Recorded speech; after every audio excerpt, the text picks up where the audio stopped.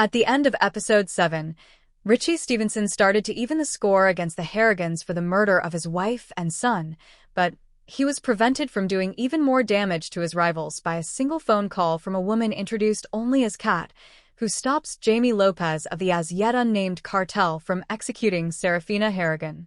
This is one plausible theory that explains why Janet McTeer's enigmatic character Kat, who has a lot more power than the crime bosses introduced thus far in MobLand. The simmering tensions between the Harrigan and Stevenson crime groups, which both traffic in guns and drugs in London, have dominated MobLand's 7 episodes. The stakes were raised for everyone when 2 murders turned the business rivalry into a full-scale conflict. Nonetheless, Episode 7 was a crucial reminder of how much more widespread organized crime is worldwide. The show's scope is likely to expand significantly if MobLand Season 2 is produced, and Kat McAllister may hold the key to that global future.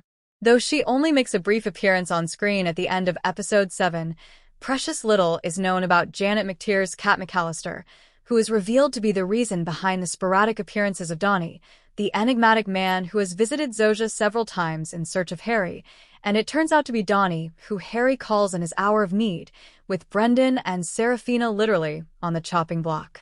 She is seen in a luxurious private jet, working with some kind of financial documents, demonstrating her financial support. However, there is clearly more to her unbelievable amount of influence. With just a few seconds on the phone, she is able to completely disintegrate Jamie Lopez and the cartel's business relationship with Richie Stevenson.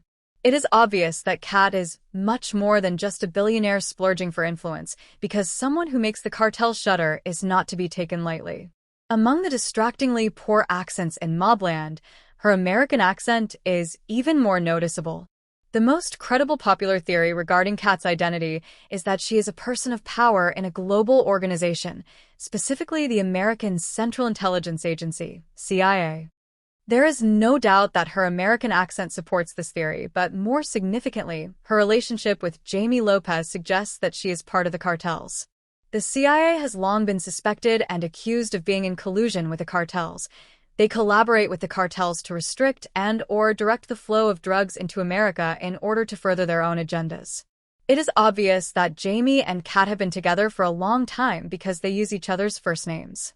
Kat's ostensibly extravagant lifestyle would be explained if she were a dishonest CIA agent who is taking advantage of the cartels. The fact that Jamie completely trashes his entire relationship with a rival gang in Richie Stevenson for her also points to her having something to do with how his business operates.